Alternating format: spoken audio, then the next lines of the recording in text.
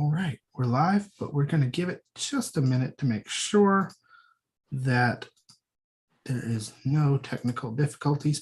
So I apologize to you, dear listener, if there's any awkward pause here in the beginning. Well, good evening. Welcome to Pop Americana. I am your host, Ryan Ashley Wall, and tonight I am joined not only by Drew Tavares, who has been here from day one in every episode, but also now Kiefer Wynn. Thanks for joining us, Kiefer. Obviously, this weekend, The Batman came out. Everybody's talking about it. All of us here are big DC fans. In fact, that's a huge way that many of us got connected. So yeah, The Batman is an event movie for us, especially. It would not do to just gloss over this big cultural touchstone hitting us right now. Before we get into our thoughts of the film, I just want to do a very informal stage setting. Normally I record these, and so there's tends to be a lot more polish to this than is normal. So my apologies if this is inelegant. We have a structure for this that is unorthodox, I would say, where we will start with a review and a spoiler-free section and then get into generalities. But first, let's set the stage. In 1966, the Detective Comics character Batman graced the silver screen as a feature film for the first time. Adam West's campy portrayal was adapted directly from the 1960s television show, and there were serials in theaters before this feature-length film. But for decades, the fans of Batman from a cinema perspective viewed Batman as a silly character. And it wasn't until 1989's Batman, as portrayed by Michael Keaton, that moviegoers would be introduced to a darker side of Caped Crusader. Even so, the comics character, and indeed the animated television shows featuring the character, were consistently of a darker and more serious tone. 2005's Batman Begins gave us a Batman portrayed by Christian Bale that set the bar unlike any before it, living in a realistic world. Gone were all pretenses of camp or silliness, but a serious vigilante against crime, an exploration of our dark ego, trying to set right the woes of the world.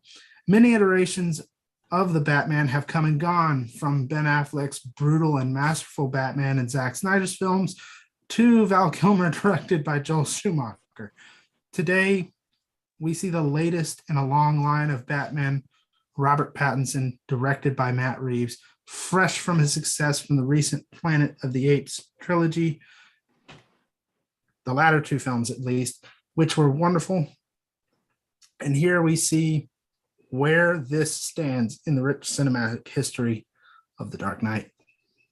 So, Kiefer, this is your first time on Pop Americana. Why don't you tell us your general thoughts for The Batman? Well, first of all, thanks for having me on, Ryan. And absolutely. What a splendid introduction. I don't know how I'm going to follow up that with anything extemporaneous, but first of all, I had a chance to go see The Batman at the IMAX fan premiere on Tuesday. So me and a group of friends went to the Silver Spring IMAX that has recently become one of my favorites, and we watched with a full house. And I got to say, I was thoroughly impressed. As someone who had kind of given up after Zack Snyder's Justice League on the whole enterprise of comic book movies, it was refreshing to see one that I felt was legitimately a film. It wasn't just a collection of references or cameos. It was a genuinely good attempt at making a serious film. So I really enjoyed it. I gave it 4 out of 5 stars. I'm looking forward to seeing it again. And yeah, I was very impressed with it. Go Matt Reeves. Absolutely. That's a great pithy review of the situation. How about you, Drew? What was your general thoughts on The Batman? Yeah, for the most part, I'd say I loved it. I had really, really high expectations, and I feel like most of us did. Um, and I wouldn't say that it met quite like all of those expectations, but even when it didn't really affect the way I viewed the film. It's not a perfect film, but it's the perfect kind of Batman for me personally, with the whole detective aspect. Yeah, absolutely. Yeah, I think it in many ways this is sort of a conglomeration of aspects of Batman we've seen in the past. Um, Obviously, not incorporating any of the Adam West style things here, but as far as the modern understanding of Batman goes, this is pretty quintessentially well done, and I do think it's fascinating to have a situation where it struck me that the murder of the Waynes was in 2001, uh, which is, you know, not only, timing for the character, of course, but also like, oh, hey, that's the year 9/11 happened. And that seems somehow apropos for the decay of Gotham. Uh, that's not a spoiler, that's just the setup. And I thought that this particular Gotham, while not as literally trashy as, say, the Joker, which was set in the 80s, was a pretty good representation of a city of this era riddled with crime. And I feel like this dark, moody Batman was the right call. And it is more detective and noir-esque than the bombast and the revenge tragedy story of Batman v Superman or Zack Snyder's Justice League. It's not even quite the blockbuster action of Nolan's Dark Knight trilogy. And although there are spectacular action sequences here, I'm not in any way taking away from that. But the first part of this film is really focused on a very Fincher-esque mystery, very reminiscent of Zodiac and Seven, of course. But man, I was not expecting that. I also gave it 4 out of 5 stars, Kiefer. There's enough of this to keep it from being perfect, which is unfortunate, of course. But far be it from me to say that doesn't make this an unqualified recommendation. Like, go see this film. It's good. I can imagine the person who might be disappointed in it, but I think they're the vast minority. Let me hop in and say, if you're going to go see the movie, try your best to go see it in IMAX. It's a couple of extra dollars, but the cinematography is so great. I don't want to go too far into it. I know we're going to get to it later, but the cinematography is so great, and the attention to detail in all of the scenes is so fantastic that seeing on the largest screen possible is a must. So I saw it on the IMAX on Tuesday, but I'm probably going to go see it in other IMAX this week or next, just because it's that good. And the beginning of the film, especially to me, is pretty much the hallmark of what I've wanted from a Batman movie ever since I heard of the character. Piggybacking off something that Drew said, that detective element is something that I felt that all of these movies have been missing so far. There's always like a little nod to it. He'll research something or he'll look at something else. But the whole idea of, hey, this was an actual detective story where he has to uncover a plot or find clues or evidence that's been missing. And to see Reeves and Pattinson cover all of that in one movie just really thrilled me. So it's possible actually that I might give this a higher score after I see it again, but the 4 out of 5 seems really right for a film that isn't quite perfect, but does a lot of the things well that I wanted. Yeah. To bounce off of that real quick. Yeah, like, so I didn't see it in IMAX. I wish I would have. But I probably will I'm not seeing it in IMAX tomorrow because I'm seeing it again, but I gotta see it in IMAX eventually. But yeah, like the whole detective aspect is something that I've been really wanting for a long time.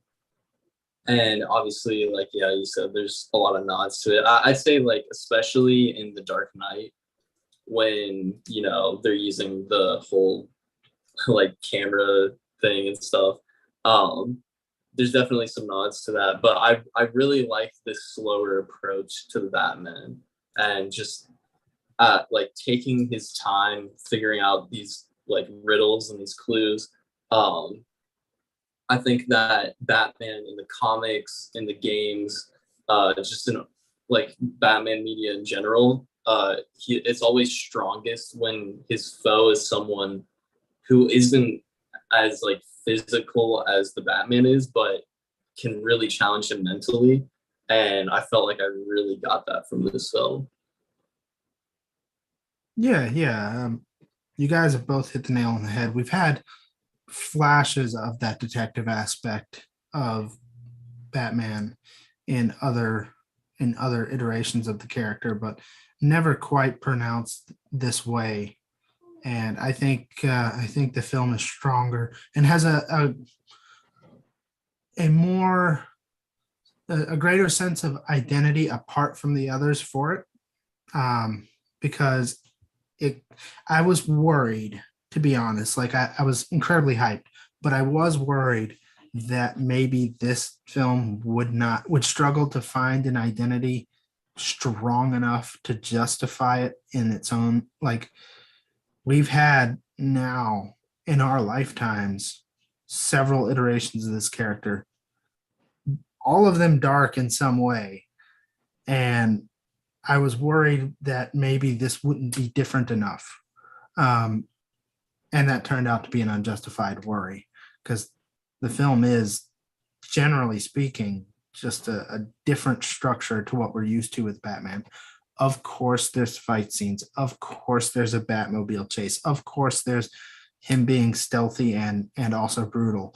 Those are aspects that are just going to be part of a Batman experience. But uh, that detective element, which really survives the runtime of the film, you know, it's never swallowed completely in the action. Uh, really does help to give this film an identity that it might have otherwise been missing.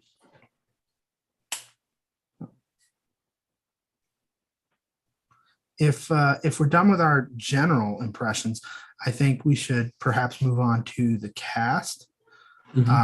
And our thoughts on the cast. So there's a lot of big names here. Obviously, we have Robert Pattinson, we have Zoe Kravitz, we have Colin Farrell, we have Andy Serkis, we have, and I'll forget 20 names just going down this list, but how do we feel about the core cast, at least with let's first approach Batman, Catwoman, Jeffrey Wright's Commissioner Gordon, and or not Commissioner Gordon, and then Colin Farrell's Penguin. Let's start with those four at least. Kiefer, you want to start us off with the Batman himself? Yeah, I'll just say it pretty bluntly. I think Pattinson is worthy of the bat suit, right? Again, for those of us, you know, in the kind of film Twitter, film critic space, we all kind of knew that Pattinson was going to be a great Batman because he's a great actor, and great actors in great roles usually make movie magic. So I was looking forward to his portrayal about as much as any superhero performance that I've ever seen before. So I thought he hit all the right notes as Batman. He was vicious. He was brutal. He was intelligent. But he was also flawed and angry, and he makes mistakes. I think his Batman in that kind of year two formulation is really interesting because that's something I don't think we've ever really seen on screen before. We had the year one kind of Batman Begins, in live action, but we've never had like someone that's been doing the job for a while, kind of settling into the role, still learning, still growing, still figuring out exactly what he's doing. And Pattinson pulled that off really well. He looked great in the bat suit. Again, that's something that I just kind of assumed would happen. Even though there's kind of like the internet scuttlebutt about him not working out, he looked like a very physically imposing Batman. He pulled off the intimidating factor that I don't think people were expecting from him. They've just seen the Twilight movies. He also had, and this is probably the most surprising thing to me, is his Batman voice was really good to me. I was not expecting that. I was, in fact, hoping that they would go with the voice modulator that they used in Batman v Superman and Zack Snyder's Justice League, just because I thought that kind of inhuman tone really suits the character well. But yeah, I think Pattinson did a great job as Batman. I was a little less enthusiastic about his Bruce Wayne. I think his Bruce Wayne was a little one note. I would have liked to see some of the depth that Pattinson is capable of carried over into that portion of the character. I guess it's kind of old hat to say, Batman is the true figure, Bruce Wayne is kind of a mask.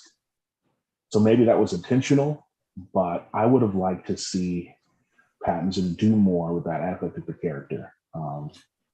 Yeah, if I may add a little dynamicism to this discussion here, I think part of that is, and I'm not saying as a spoiler, but it's almost like this version of Batman has almost entirely excised the Bruce Wayne part of his persona.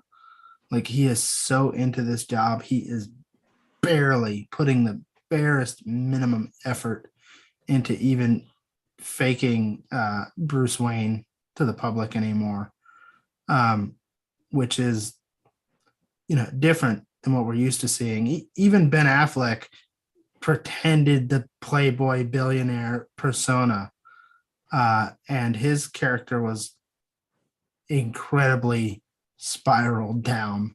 But even he pretended to be, life of the party Bruce Wayne. And this Bruce Wayne is just like a shut-in, which we do see with The Dark Knight Rises, except at that point, he's already retired from being the Batman. And so there's no need to throw the scent off the trail, so to speak. Let me add one more thing to that, what you were just saying.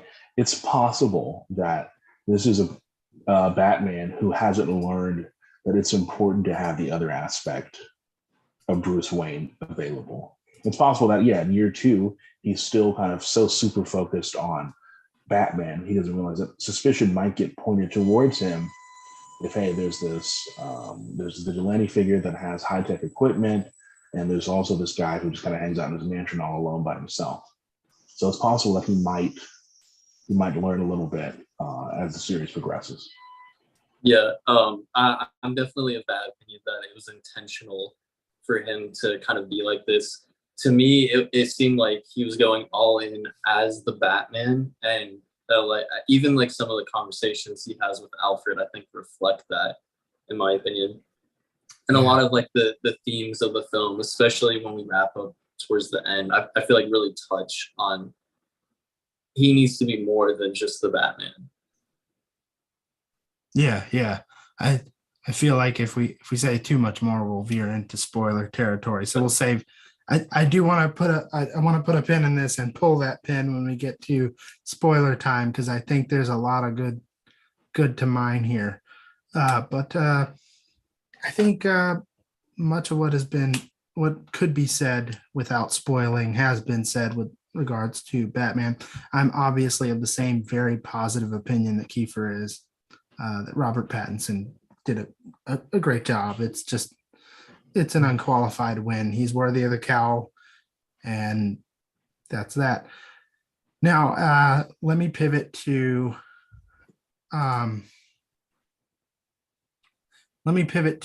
Zoe Kravitz's Catwoman, who is, I think drawing a lot of inspiration from The Long Halloween here, without saying too much. But I think this is the best iteration of Catwoman we've ever had. And to be fair, like I disagree with a lot of the community on this. I don't think that I think Michelle Pfeiffer is a perfectly fine actress. I also think that her Catwoman is ridiculously overrated. I feel that Anne Hathaway's Catwoman is ridiculously overhated. But I also feel that the circumstances of that story do not lend itself to a phenomenal Catwoman. But I think here we have not only time and effort paid into Catwoman, but I think that Zoe Kravitz has the gravitas and the appeal to pull it off. So that's my basic feelings on Catwoman. I think she did a great job. It's a very nuanced character here. There is, of course, the cat burglar aspect, but yeah, I think she did a great job. How do you guys feel? Yeah, I definitely agree. I think she's my favorite live action portrayal of Catwoman. I'm also of the opinion that Michelle Pfeiffer is not the best Catwoman. I think she's definitely overrated. Tim Burton hate. No, I'm just kidding. Tell it to him, Drew. Yeah. I welcome actually the hate don't mail. like Tim Burton, so, but yeah, I loved what they did with her character. I thought she had a lot of depth. She immediately, from like moment one, felt like Selena Kyle. She felt like the Catwoman. Just in the ways that she like presented herself, the story that they played with, and also even like the way, like down to the way that she fought. She was like very like almost like cat like in the way that she fought, but not in like a really like over the top comic book way. It felt very grounded like the rest of the film, in terms of like its combat and everything. But yeah, I just like I'll say this probably about most of the cast, but like just everyone in here, like especially Zoe Kravitz, just has so much charisma when they're on screen, and like so much personality. Like they feel like an actual character, an actual person, and not just a caricature. Yeah, I'm going to say Drew is exactly right. I think Zoe Kravitz was born to play Catwoman. She is exactly what I imagine when I think of the character. And since I'm in a group of intellectuals, I will also say that she's my favorite of any live action Catwoman. Again, not necessarily saying anything negative about Michelle Pfeiffer, not saying anything negative about Anne Hathaway, but to me, Zoe Kravitz, she has the looks, she kind of has that charisma. She's got the physicality that I associate with the character. She's very, well, the best word probably is feline, but I also like slinky. She seemed like she's kind of like gracefully floating through her scenes. And she's got kind of like that sensuous, sinuous aspect to her that just makes her, the entire character just really pop. I think the way that she portrayed Selena Kyle was really, really fascinating, because we've never had such a real world grounded exploration of the character in live action. And again, just seeing the way she fought, the way that she moved, the way that she talked, the emotion wasn't all one note. There's varied stuff that she was able to pull off. And yeah, again, I don't know if it's gushing too much to say, but like I want to see these characters continue on throughout the trilogy. I think Pattinson and Kravitz, I mean, have real chemistry together on screen. Like it was electric from the moment they ran into each other. Of course, the movie will tell you with musical cues when people are about to meet for the first time. But even without those, I could tell that the characters, at least in that story, just hit it off. So I'm excited to see more of her. I thought she was great all the way through. 10 out of 10 for me. Perfect casting, just as great as Robert Pattinson. No real complaints, honestly. Yeah, yeah. All right, let's flip a coin. Who or what do we want next? Do we want to go into Jim Gordon or the Penguin next? Let's do Penguin. Let's do Penguin. Okay. Well, you started us off, Kiefer. You go right ahead.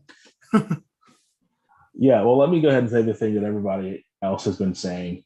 Yes, Colin Farrell is completely unrecognizable. Yes. If I didn't know who that was, I wouldn't have recognized him by his voice. Obviously, he doesn't look the same.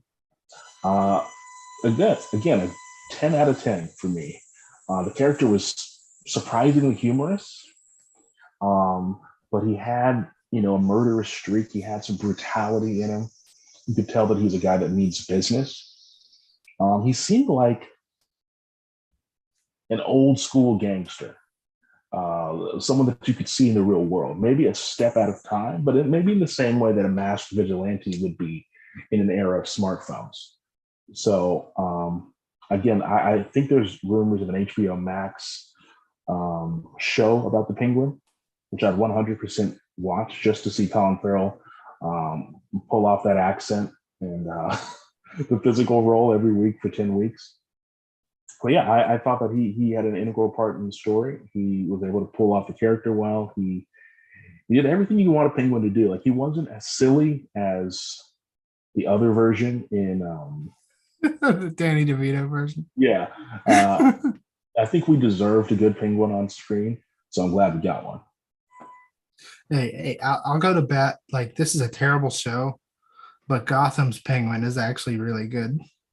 I can't recommend that show. So, but you owe it to yourself to watch a couple clips. That was a good Penguin too. But yeah, Colin Farrell here.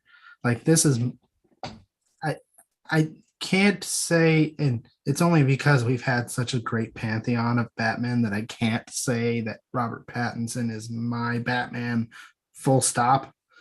But I can say that this is my Penguin, full stop. Like, he is very much a traditional gangster. I was a bit surprised at his comic relief elements, but they did not feel like, they didn't take me out at any moment. Like, I felt like this is genuinely a guy who is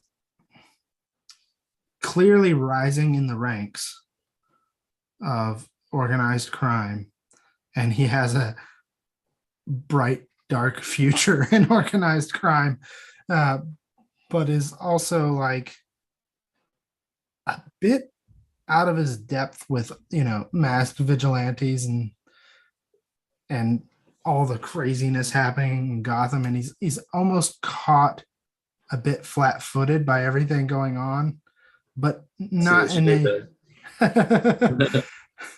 not in a way that seems like he's incapable, but just that he's genuinely surprised at the unfoldings going on around him in a way that sort of makes him a bit unpredictable and dangerous. But yeah, I really liked this iteration of the Penguin. It is humorous without being silly, and also threatening without being like, clearly, if this Penguin and this Batman were to get into a fist fight, we know the winner. But that's never been the Penguin's strong suit anyway. And I love this social climber, mob boss version of Penguin. Yeah, I definitely agree with that. He's 100% my Penguin. I think, like, out of the entire cast, honestly, he might be my favorite just because of like how much presence he has every single moment he's on the screen. I loved it. And like, after seeing the film, I was like before, I'm like, oh, that's interesting that they're making a Penguin show. But like, after watching the film, I fully understand it. Give me more of the Penguin. I think one of the best things about him too is he actually played a very integral role to the film and the story, which I honestly wasn't expecting.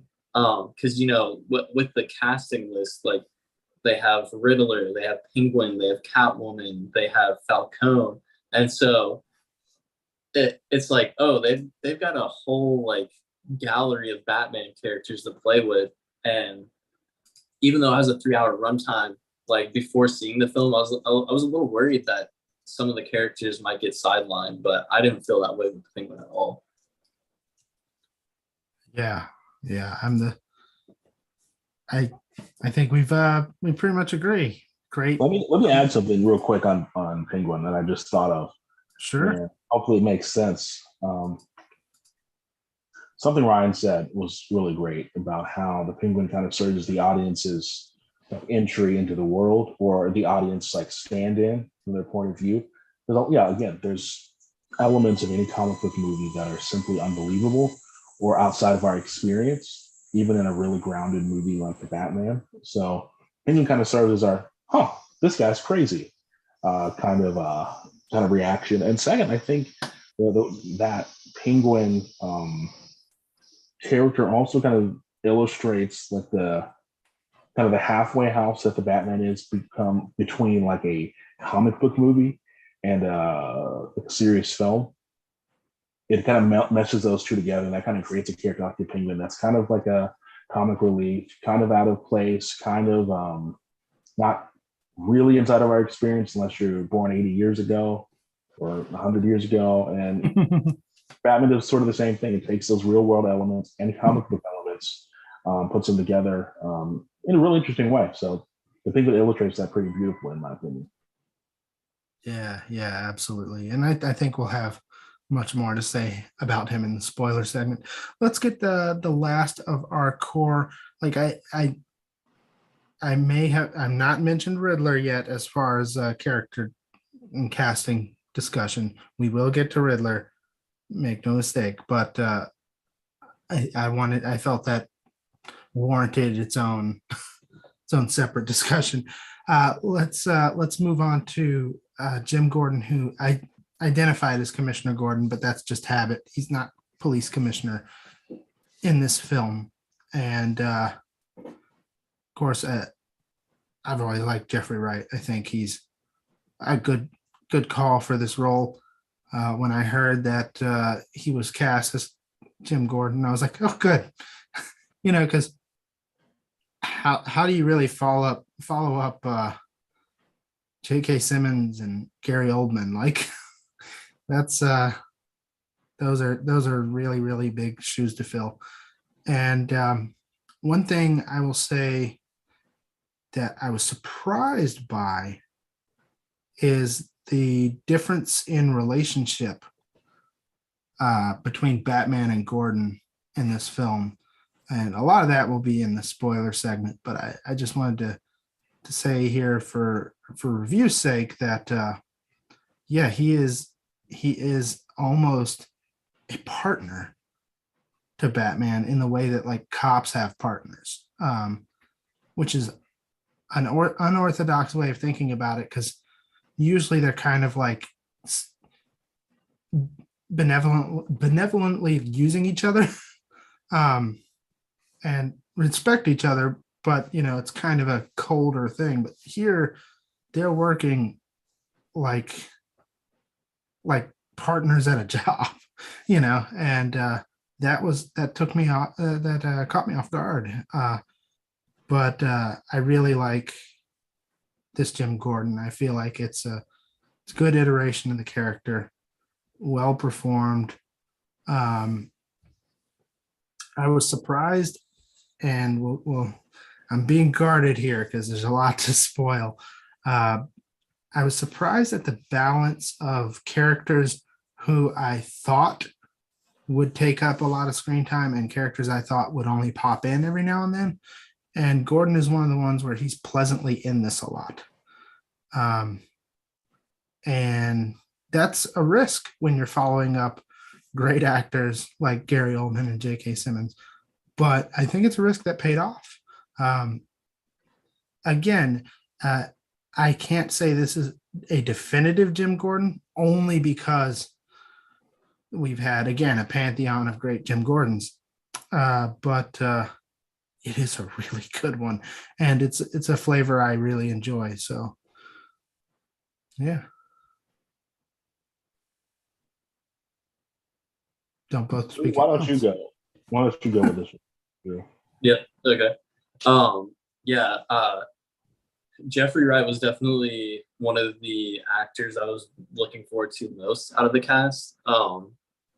I've become a big fan of his over the years. I think the first like kind of thing that I saw him in that really like drew me to his acting abilities was Westworld, and ever since he's been in that show, I feel like he's really just like proven himself as a great actor. He's played in a lot of great films. The 007 films. Um, he was really good in French Dispatch most recently. And so I was like really looking forward to this because it's a very like in some ways different take on Gordon. And so yeah, like I don't know, again, another character that just had really great presence. And I know you said we'll get more into it a little bit later, but I love the whole dynamic with him and the Batman. It honestly reminded me a lot of the 90s animated series.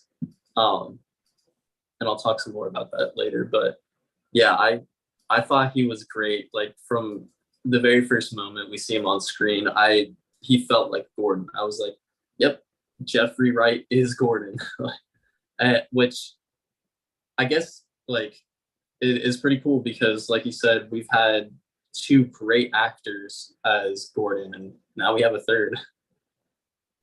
Yep. Yeah, absolutely. I love agreeing with you guys, so I'm going to keep on doing it. I think Jeffrey Wright was fantastic as Gordon. I will offer only the smallest note of criticism. I think sometimes his Gordon voice was a little much. Like it didn't take me out of the movie at all. Like it's a very very small nitpick. But sometimes he would do the growly Jim Gordon voice, and it just kind of like just tone it back a little bit. But other than that, like that's such a small thing. I think his chemistry with Pattinson was really interesting. I think also, just as importantly, he offered us a new vision of Gordon that I don't think you've really seen. And it's not just like the buddy cop aspect with Pattinson, but there's more to it. He seemed a little more innocent, maybe in um, some of the other iterations that we've seen. He seemed like some of the stuff was new to him, and Not as jaded. not as jaded. Like he's a little more idealistic. I think in the Dark Knight trilogy, we kind of saw a little more worldly version. J.K. Simmons we didn't see a lot more of, but you know, he kind of had that strength and composure that only J.K. Simmons can bring. Um, and again, I think in this one we have a Gordon that's on the same trajectory as Batman. They're still finding themselves, and they're still kind of learning about how the world really works. And in some ways, Gordon is kind of the audience insert as well. Like he's surprised by the stuff that would surprise us if he lived in a comic book universe. So again, he might be my 9.8 out of 10, but I think he was great. Yeah, yeah. And hey, 9.8 out of 10 is just like better than you can hope for in most circumstances. So, you know, hey, I'm in pretty much agreement there. Yeah, let's there's one other person on the cast I want to get to before we cover I think after that we should probably dip into spoilers or this will take way too long because we've given generalities. We'll finish up with one last cast member and then we'll dip into spoilers. But of course, the question on everyone's mind is the Riddler.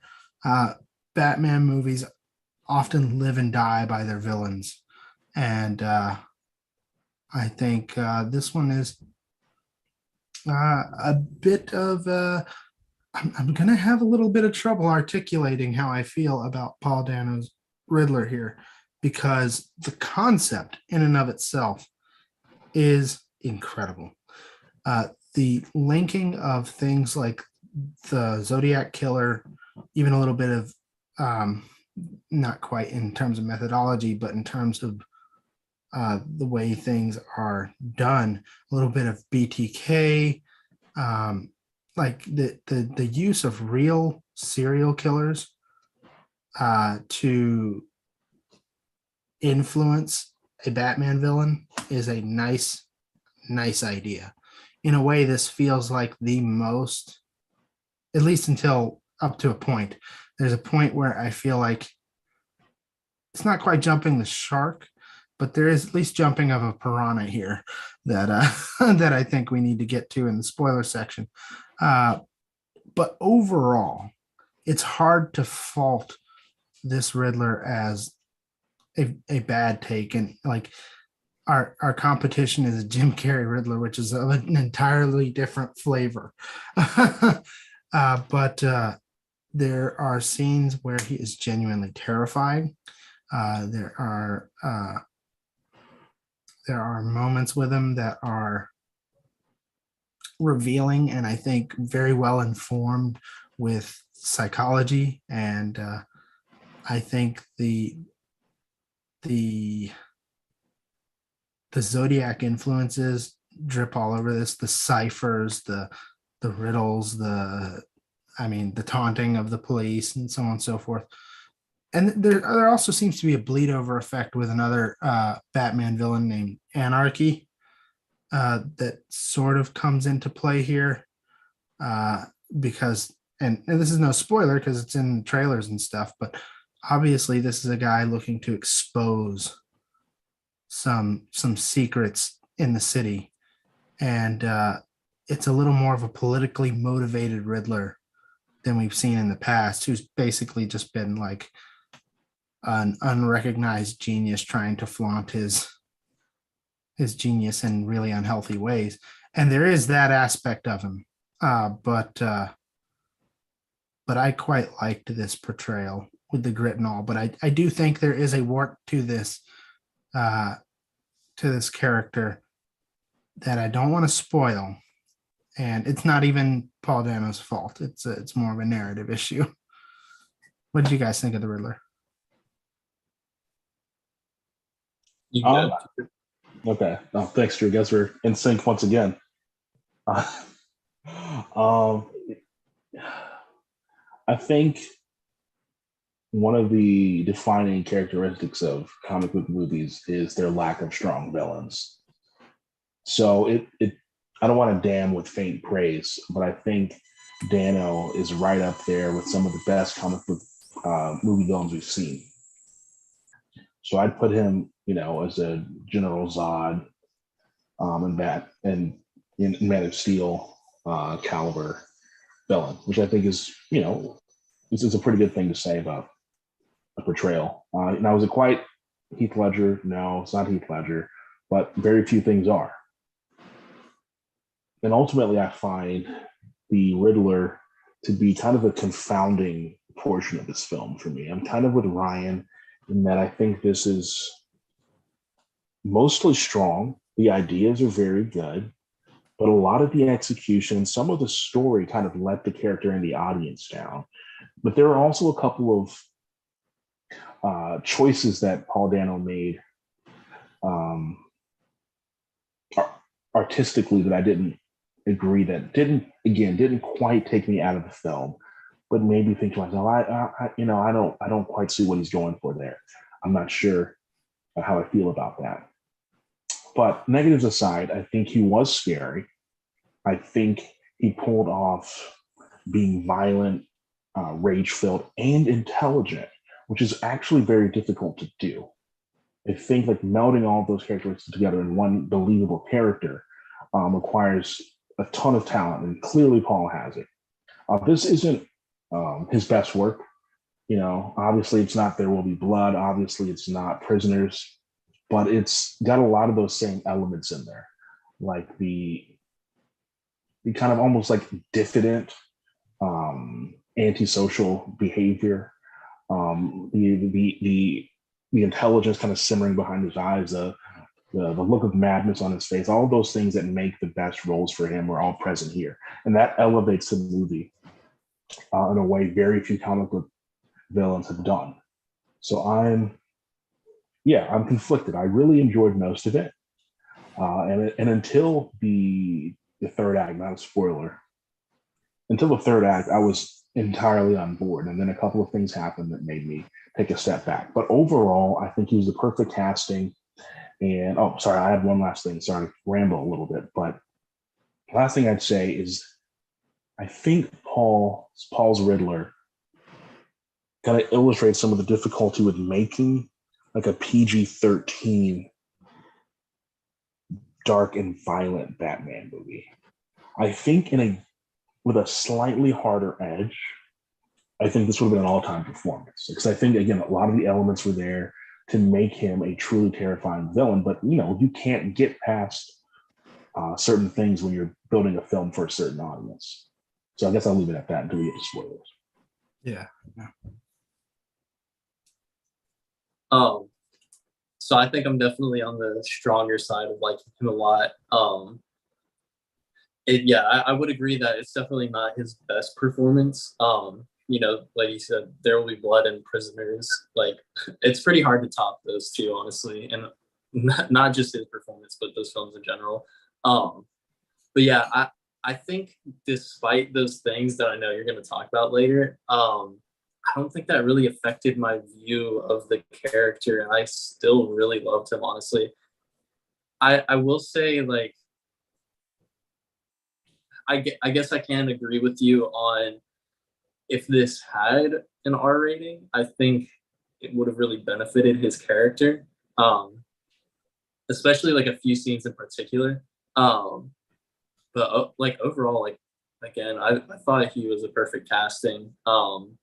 And despite the narrative issues, I don't think it really affected my view of the character.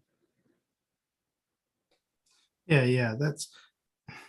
I'm sort of in between the poles here because not quite as glowing as Drew's, though. Let's not be silly here and call this anywhere close to bad. That's not appropriate, really good. I think. Yeah, it's very good. But the narrative elements that I think bring the character down, and particularly in the third act, they don't damage anything I think that came before. It's just that it ends on a sourer note than I would like, is all I'm saying with that.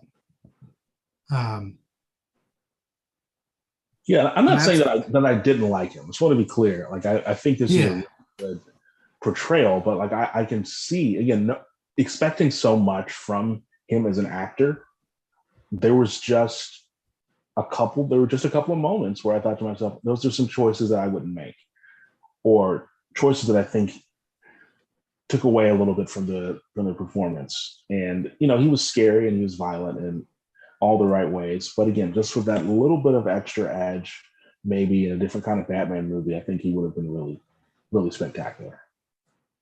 Yeah. I think we'll move into spoiler territory in just a second. First, it's live, so I don't get to pause this and edit it out later. I'm going to grab a bottle of water and be right back, and then we'll go into spoilers.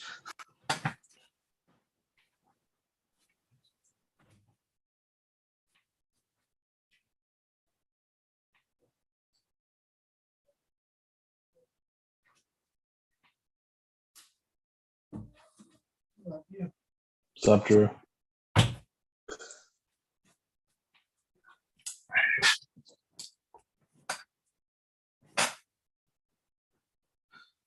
Sorry about that, gentlemen. My lips were getting dry there. Yeah, let's head into spoiler territory. And I think as a good segue, we can go straight into Riddler controversy, because I think that's where a good meat of this will be. I think most of just the people I've talked to that have seen this film, most of the problems that people have are in the unfolding of the third act, which it's interesting to me because that is often a major problem for comic book movies. And this, it's here too, but in a very, very different way.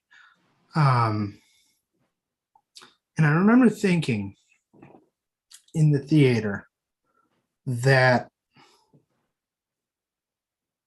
when watching The Dark Knight in theaters the first time, when Joker is first captured and interrogated, you feel like that could have been an ending to a really good movie.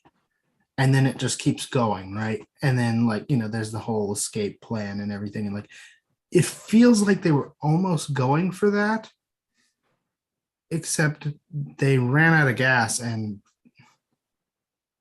like, I feel like the dark web Riddler followers, which there was no hint of, at least unless I haven't caught it. I recognize I may have missed details that hinted at that.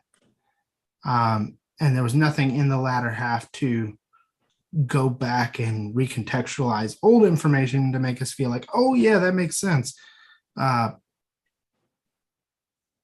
It makes sense intellectually, but I think from a cinematic perspective, there was no groundwork laid for that, and is only a consequence of the fact that now that Riddler is captured, we need to have a physical threat available for Batman to punch, because you can't punch a flood, which honestly, even the flooding issue, I was like, there's no setup for this at all. It just comes out of nowhere, and I feel like if we had dropped all of that and just had maybe one minor revelation in the interrogation at Arkham scene instead, we might have been better off. But I think that there was no work done to justify the keyboard warrior QAnon militia type that we end up seeing at the end of the film. Just comes out of nowhere for me. Like, he seemed very much, and it may be a consequence of drawing on things like the Zodiac Killer, but he seemed very much alone in his efforts. And that's just where I think there are problems with the character. That's exactly what I think as well.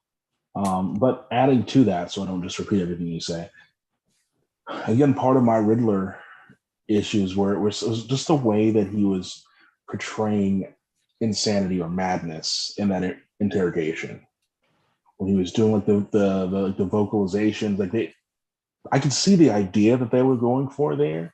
I just don't feel like he pulled it off. Like the humming, the singing, the random shouting, the moment of realization and disappointment, like that stuff just didn't land for me.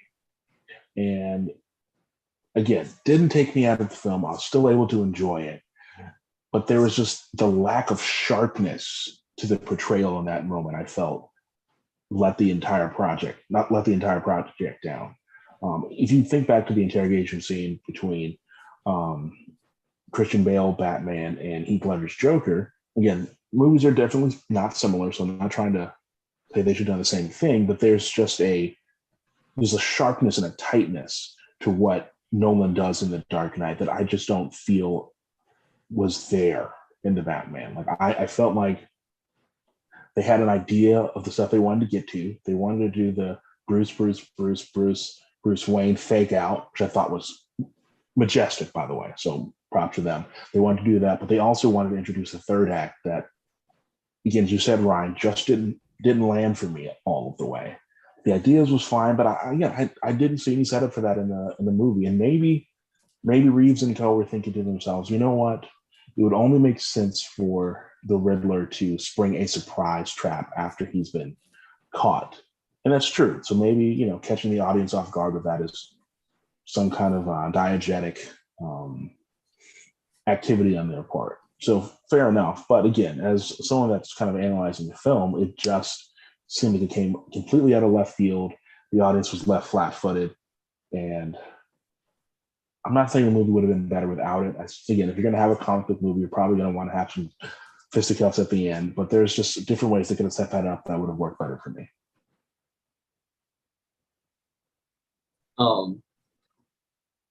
For me, I think the interrogation scene worked for me. I really liked his performance there personally. So I'll disagree with you on that. I will say that the third act and like the way it wraps up and everything wasn't as tight as the first two acts, in my opinion. But I liked the concepts that they were going for, and I actually really liked the flooding aspect. I definitely think that building up the Riddler like fanboys would have it would have definitely the film would have benefited from that. And one of our friends in our group chat, in our spoiler chat, mentioned that they did have things sprinkled throughout the film that I didn't catch when I first watched it, of like the Riddler fanboys. But even with that, I still don't think it was enough. So I definitely think that the climax would have been a lot stronger if they would have built that. And then also kind of alluding a little bit more towards the whole flooding thing.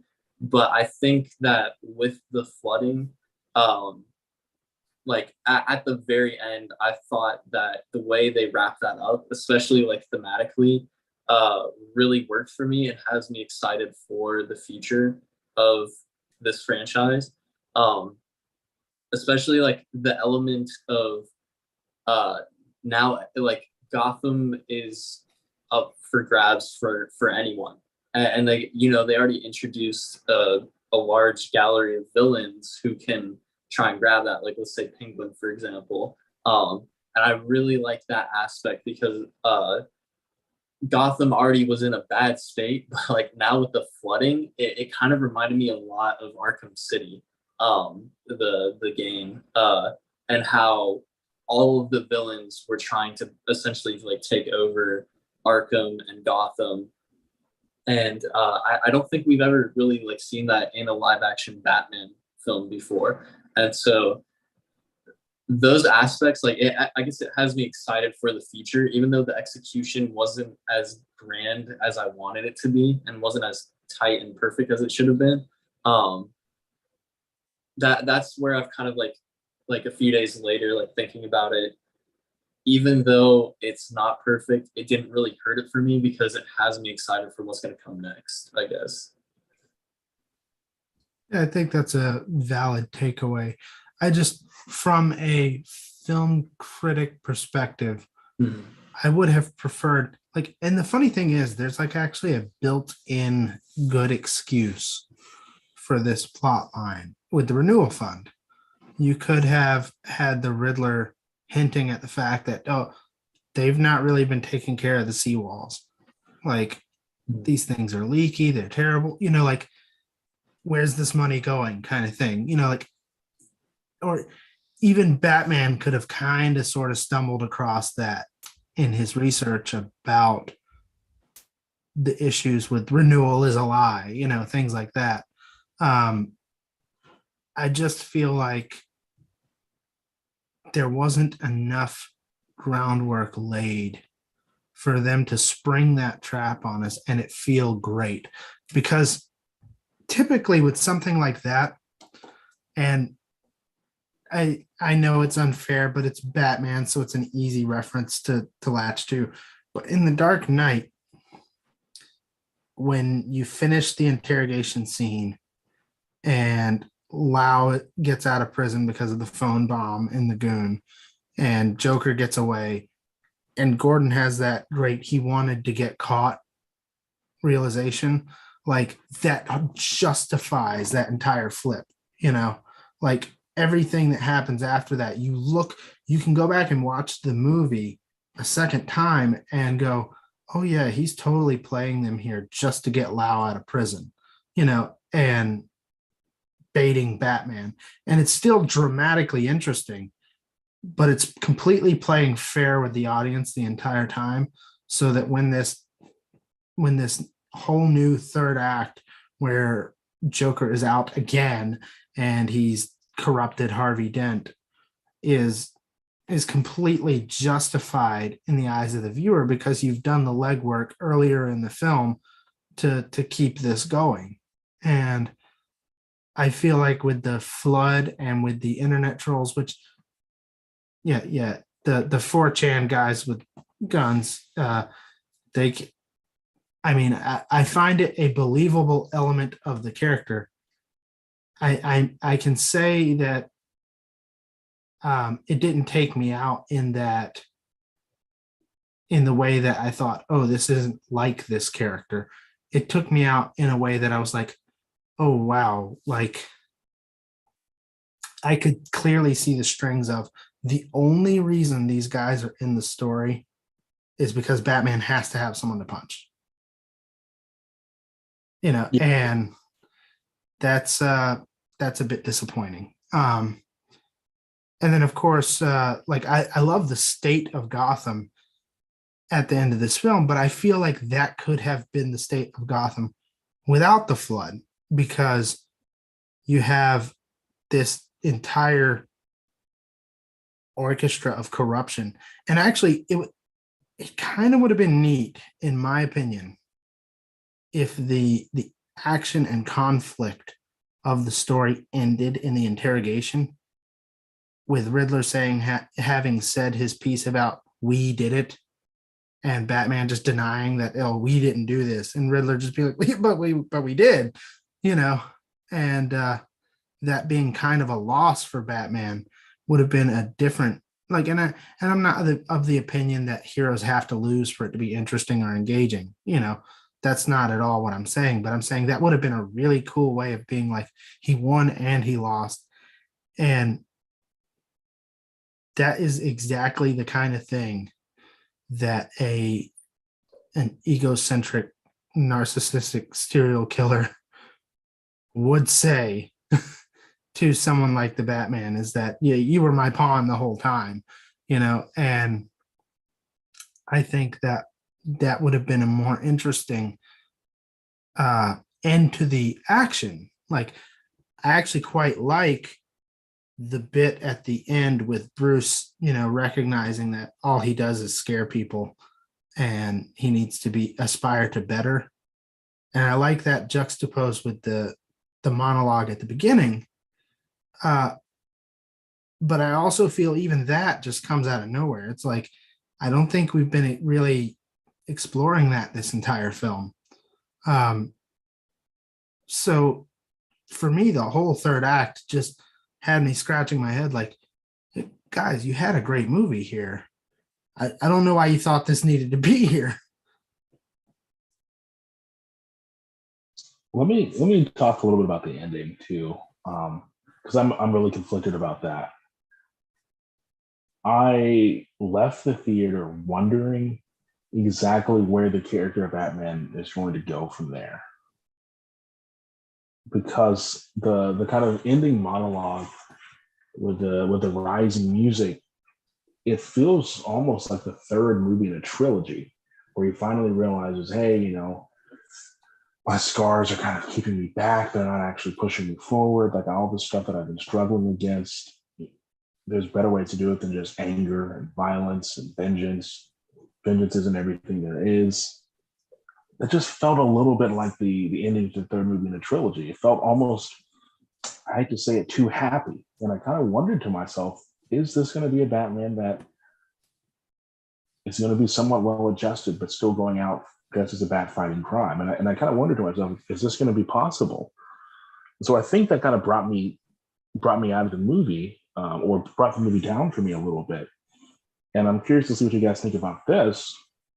But now, as I think about the movie after a couple of days, I wonder if maybe this is an avenue to darker stories. If Batman doesn't have to be the one that's conflicted on the inside, maybe the stories can continue to get darker. Like, maybe he'll face even scarier villains and conspiracies, because now that he has a sense of self that hopefully won't be broken by the next movie, which will kind of return him to stated the first, then these new threats can, I don't know, go in directions that maybe other Batman movies haven't gone before. So I don't know. Like I was kind of down on the happy ending, but as I've been trying to give the movie more grace, it seems to me that maybe there's an avenue for, I don't know, even scarier and darker stuff in the future. If I may add a brief aside, we were talking about how the Bruce Wayne element of Batman may not be fully understood. And it's possible that this end point is the point where he does understand. And two bits of evidence for that: his conversation with Alfred, where he says, first off, he's shaken by the fact that the Riddler knows who he is, but also the line where he said, I never thought I would fear that fear again, the fear of losing someone I love, like it's clear to me that he did not care for a Bruce Wayne alter ego, in part because he had not considered fully that his actions may have ramifications for people around him, in part because his relationship with Alfred is a little more cold than we're used to. And it may be sort of him realizing that, I really actually do have people I care about.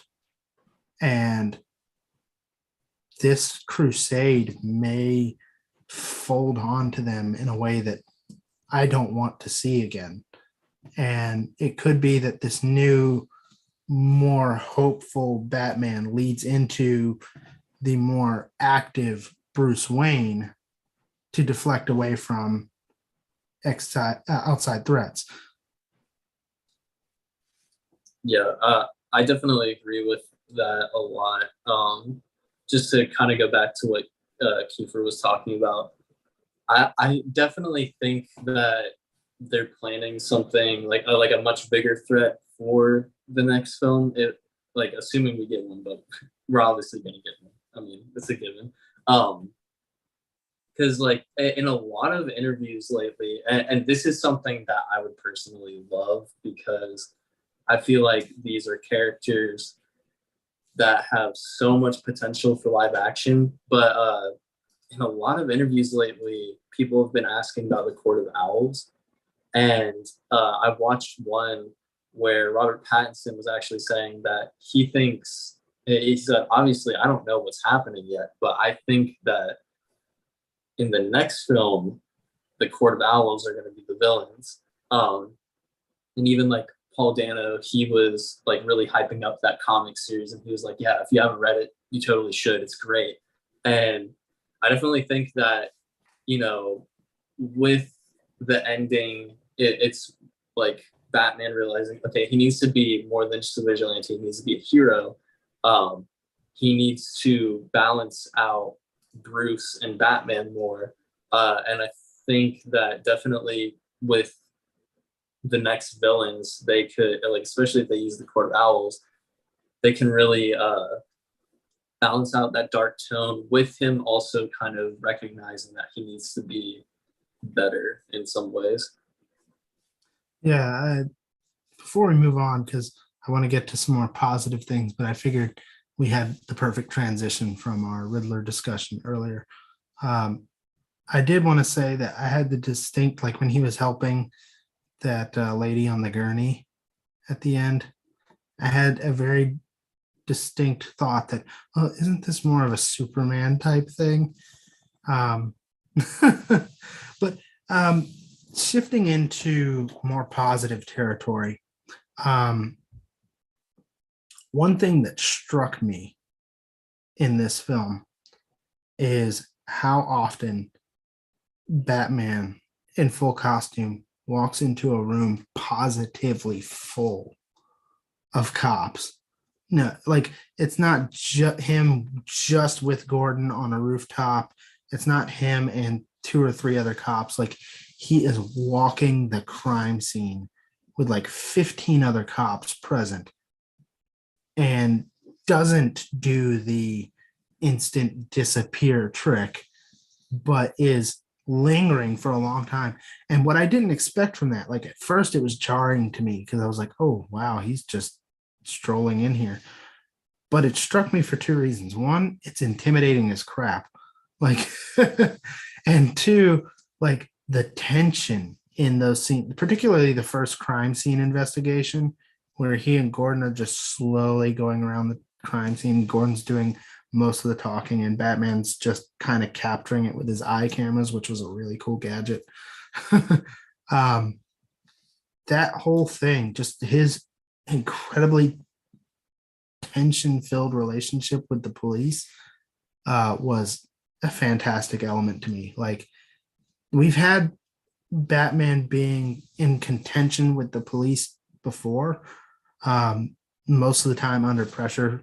But in this case, it was just like there are police officers on the job in uniform looking at this guy going, why on earth would we let this man in on our investigations? You know, and you kind of see their point. I thought that was a really interesting element. I just thought I'd bring that up. Yeah, I really like that aspect of it. And just like a quick side note to kind of like play into that a bit. I really liked the whole thing that they played with. It was a bit of comedic relief, but it felt so natural, and like it was one of those things where it like didn't take away from anything. But I thought it was great how there was that one cop who was giving him crap whenever, you know, the Batman walked in. And then later on in the film, when we see Bruce at the funeral, he sees the same cop and he's like, oh, hey, it's Bruce Wayne. It was just like this subtle like bit of humor that just works so well for me in the film. I just love stuff like that. Yeah. And his relationship with Gordon, much more cop partners. Like buddy cop isn't quite right. It's more like I don't know if you guys have ever had this kind of situation, but like you and another guy who've been working at a place longer than just about everyone else, and you're sort of above it all, you know, and there are exceptions made on your behalf because of the experience and the value that you add. That's sort of the feeling I get with Gordon and Batman. It's like Gordon is excoriated for bringing the Batman onto the job, especially with the press down below. But at the same time, they don't exactly stop him because it's so freaking valuable.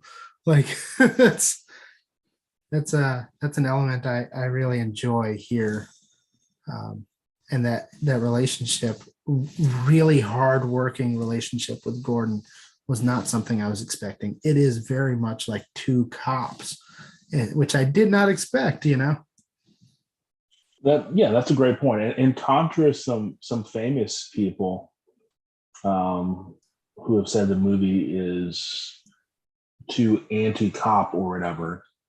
The fact of the matter is, you can't have a great Batman movie unless you also set up the fact that the cops aren't doing the job, right? Like, you have to have that level of corruption in order to pull off a Batman movie. A and B.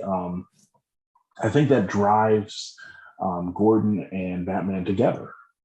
They become like cops because they both believe in getting justice or vengeance or law and order or whatever. And since they're the only two people they can trust, they do become like buddies. So that's kind of like a really interesting like character explanation for why their interactions felt different. Like in other versions, they felt like colleagues, or there's always a weird tension or fear. But here, it seems like we really are like kind of in this together. They conspire against the outside world, and that binds them together. So, in my opinion, this is something really, really good that the Batman was able to do. It provided all of these really good character reasons for these people to act the way they did, or for the story to move the way that it did. Didn't happen perfectly in every instance, but I think they really made an effort to tell believable stories with the characters they had. Yeah, I get the feeling that So I mean, I'm not saying that the other Batman Gordon combos did not have genuine affection and warm feelings towards one another, but I generally that's towards the end of their careers. Uh, but even so, like here, I get the feeling like if Batman were not a vigilante, he would be Gordon's partner on the force. Like they would be showing up at each other's family barbecues and they would be retiring together and reminiscing at a bar 40 years from now, about the good old days when they had X drug bust. Like they're way, way, way more partners than uneasy allies. Now, Batman and the cops as a whole are uneasy allies, but his relationship with Gordon is a genuine like relationship. And that is a nice newness to the take that I thought helped breathe new life into this effectively old story, at least with regard to those two. One thing I want to bring up as well is the direction of Matt Reeves in this film, because my goodness, some of these sequences, the opening monologue with the 3 different concurrent crimes and Batman talking about he can't be everywhere at once, but like there's always the feeling that he could be. And not just in the opening, but throughout the movie, there are times where you just look into darkness and he may or may not be there, and that is like, it made Batman terrifying in a way that like intellectually we know he's terrifying. Intellectually we know the last thing I want to be is a criminal in an alley and him show up, but this is the first time I think I have seen a movie frame the situation such that if you see that force of nature in the darkness coming out at you, you're terrified. Like there's an elemental fear to this that I think is not completely absent from other versions, but I think is better explored here than just about anywhere else. Yeah, I want to say this because I haven't had a chance to say this recorded anywhere. But speaking of direction, the first 20 minutes of this movie made me believe that I was watching not just the best Batman movie of all time, but one of the best superhero or comic book movies of all time, too. Everything from the lighting to the direction to the composition of the scenes, the narration, like every single thing was perfect. That's all I've ever wanted from a Batman movie, where I could see like his psychology, where I could see his use of fear, like explained, not just like hinted at for the people that are fans of the character already, but really just kind of set out in a way that made sense to general audiences. So the first 20 minutes, masterclass in directing.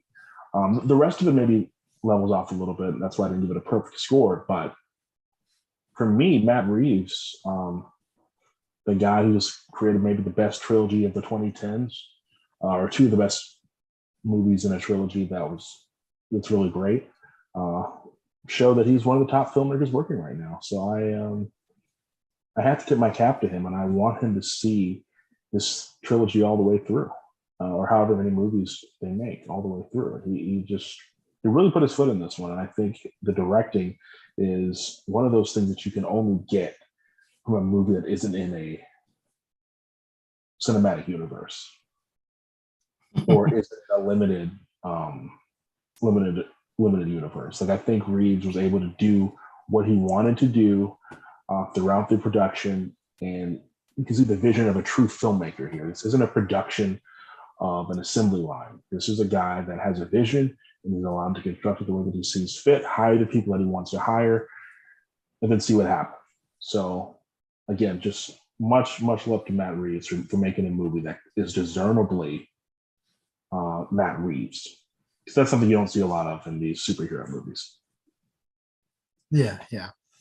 Apart from the aforementioned Zack Snyder, who's just style incarnate. Peace be upon him.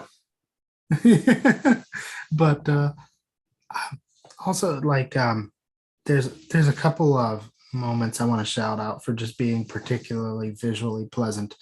Um, the idea to use the exterior low cam on the Batmobile for some of the chase sequences, almost like you would see in 2001 or Interstellar for a spaceship, was incredible to me. Like, I thought that was a really good way to get across the speed and the visceral nature of that. And that chase sequence was really exhilarating. Even the Batmobile, which I think is a callback to a more classic design, and by all accounts should be silly, is more or less intimidating, which is not something I expected from this Batmobile design. That chase sequence is really good, and this other shot or sequence I want to point out is when he goes to stop Selena from killing Falcone, and the power is out, and we see him like fighting in pitch black, punctuated by gunfire. Some of them on him, some of them around him. Like, I put myself in the shoes of the criminals. That's the most terrifying thing I've seen all week. Like, it's so good. I didn't expect it to be that good. And I will say this is a less vulnerable to gunfire Batman than we've seen in a long time. Like, that is some heavy duty armor, which normally I think would work against it, because you're thinking, okay, that kind of armor is almost plot armor and doesn't help with the stakes. But that's not really even the point of that sequence to begin with. It's to show the intimidation. Like, in a way, physically speaking, you're not going to stop Batman, you know? So you should sort of be feeling that sense of not danger to the Batman, but danger to the criminals in a way. And this movie did a good job of making me feel like, gosh, I'm really glad I'm not a criminal in a world with a Batman.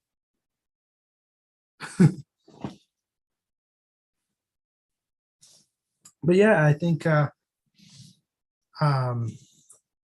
if there's not, I'll say this way. Is there anything else you would like to talk about before we wrap up? Because it is getting a little late, and we don't want to have an endless stream. So let's wrap up with whatever you want to add, and then we'll switch into just final thoughts. And we've already rated, so if we want to plug after that, that's fine. Should we rank the Batman? Yes, you mentioned that before. I think that's a good idea. Yeah. Want to start with Drew? Start with me. All right. Man, it's tough. It's tough to rank the Batmans because there's a lot of great ones, and then there's also a lot of not great ones. I definitely would say my number one spot, I think, is going to be Ben Affleck. I absolutely love his portrayal of Batman.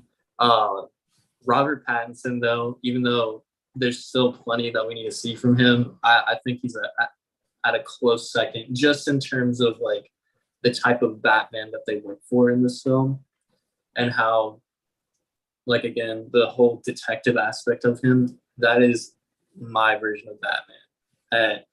If this had been a perfect film, I think he probably would be my number one. So I'd say Robert Pattinson at number 2, Christian Bale at 3, Michael Keaton at 4, and then there's the rest. I think that's a pretty respectable order. I differ on a couple points, but we'll say it this way. First off, go see this movie. It's really good. It's worth your money. I agree with Kiefer. If you have an IMAX near you, do it. And if it's not too far to drive, it'd be worth a good drive to see it in IMAX as well. But as far as the Batman go, I too am going to have Ben Affleck at number one, which is a controversial opinion. I think most of us here share, probably all three of us share here. It's a very misunderstood interpretation of the character, but that brutality, that visceral anger that he brings to the character is great. My number two, I'm going to give to Christian Bale because of two reasons. And both of those are reasons that can be overcome in the future. So the first reason is Christian Bale's Bruce Wayne is significantly more interesting than Pattinson's. That's not really Pattinson's fault because I don't think he had much Bruce Wayne to work with here, and that may be remedied in future titles. So that's one reason. The second reason is because of the longevity and history we have with that character. It's Christian Bale's Batman is fully realized, complete from beginning to end. We don't yet have that with Pattinson here. We will, and so there's a good chance that he can overtake Christian Bale for me. But it is right now only a chance. Right now, I have to give the edge to Christian Bale because of that more fullness of character and because of the better Bruce Wayne thing. And then from there on out, I would say Michael Keaton. No. Adam West. Because it's a completely different portrayal of the character. It's absolutely out of the blue weird, but he's good at it. So I can't say that's not the case. And then I'll give it to Michael Keaton, then Val Kilmer, and then the rest. That's how I'll finish that out. And that's not a slight on any of the actors who have done it, because I think that even obviously we have George Clooney and obviously Michael Keaton in there, and Michael Keaton and George Clooney are both great in other roles. And it's just a product of the fact of the kinds of films they were in, and also the incredible pantheon of Batman we have here. I'm not gonna make anyone wait. It's gonna be 3 for 3. My number one Batman, of course, is Ben Affleck. And I just think of him when I think of Batman. There's just this violence to him, this kind of simmering rage and brutality. There's a viciousness and a meanness to him that I think is actually more terrifying than anything we've seen on screen. I think Pattinson has a couple of moments where he comes through that way. But for me, whether it's a voice modulator or it's just that the physicality of this really large, well-built Batman taking on criminals in the warehouse scene, which I don't think will ever be topped as a Batman fighting sequence. Ben Affleck is just up there as my number one. And we didn't get a lot of detective Ben Affleck because obviously he didn't get a chance to make his own solo movie. He moved on for personal reasons. But when I think of the character, I think of intimidation, I think of physicality, fighting ability, and I think of intelligence and detective quality. And you see a little bit of that in Batman v Superman and Zack Snyder's Justice League. So for me, that puts him number one. Number two, I'm going to have Christian Bale. This is open to challenge. But I think Bale's just been a better movie so far than the Batman. And since he has a much more intriguing Bruce Wayne to me, and he's been in better movies, he is above Pattinson.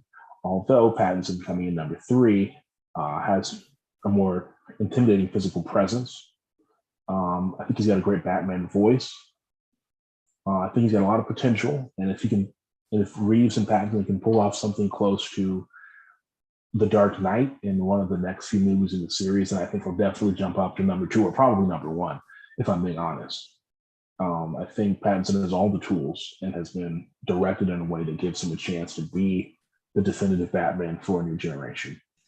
I'll always mourn for what could have been with Affleck, and I'll appreciate what came with Bale, but I'm really excited about what Pattinson brings to the character. I think he looks great in the suit, as I mentioned before. I think he's got the voice. I think he has the height and physical capability.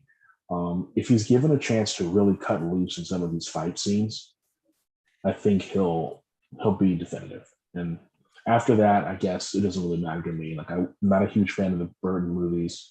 The Kilmer and Clooney versions don't do a lot for me. I haven't seen a lot of the Adam West, so I can't really rate him. But that's It's remarkably different.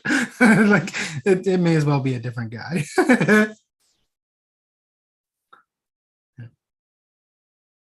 But seriously, go see the movie. It's fantastic.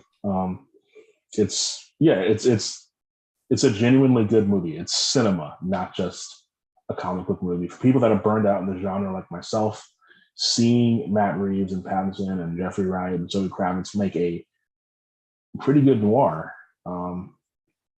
it's a big deal. We should all support that so we get more of them. Yeah, and I just hope that we don't end up with any more third acts that honestly feel like a studio mandate. Like, oh, you're supposed to have a big action sequence here. I don't think that's what it was. I don't have any evidence. It's just sort of how it felt to me. But if we can avoid any of those kinds of missteps, we're in for an absolute treat with Reeves' Batman trilogy. This first film is off to a very, very good start. It's a fantastic foundation to build off of. I'm looking forward to what's coming in the future. And I would love to one day tackle this trilogy on Pop Americana scene by scene, as we have with Lord of the Rings and we do with other films. And if that isn't a recommendation, I don't know what is. Like, I want to cover this movie in greater detail because it deserves it. And that is the best recommendation I can give. Go see the Batman, support it, let your voice be heard with your dollars. Kiefer, Drew, thanks for coming on. I'm gonna give you all opportunities to plug whatever you want to plug. So where can people find you online? Kiefer, it's your first time here. Tell us where they can find you if you want them. Sure. I'm on Twitter at Kiefer Win Writes. And if you go there, you'll see posts from me primarily at two places. I'm a contributing writer at Pop Culture Reviews, and I also have my own blog, the blackfits.wordpress.whatever. Look me up there for commentary on culture and movies. Find me at Pop Culture Reviews for entirely movie-related content. Excellent. Yeah, so you can find me on Letterboxd, Drewby Drew, DREWBY Drew. And then also I'm going to be writing for a publication called Viral Hair pretty soon. I'm going to be writing my own film reviews. Our other guest from the Lord of the Rings videos that we have up, Byron, he's one of the guys there. So yeah, definitely check out his reviews too. Yeah, excellent. Yeah, Byron's a good friend of this group. But hey, thank you all for joining us with our reactions to the Batman. We've recommended it a million times, and now I'm going to recommend that you like and subscribe and comment and click the notification bell. Tell us what you thought of the Batman. Now, bear in mind, this film is very new. So if you're going to leave a comment, keep it spoiler free. We're not yet at a time where it's socially acceptable to be blurting out spoilers in the comments. So do your fellow man a favor and not spoil it. Thanks for joining us. It's been a great time talking with you guys. I look forward to eventually covering this film in greater depth, but for now, this reaction has been wonderful. I appreciated the time seeing this movie and this discussion with you guys.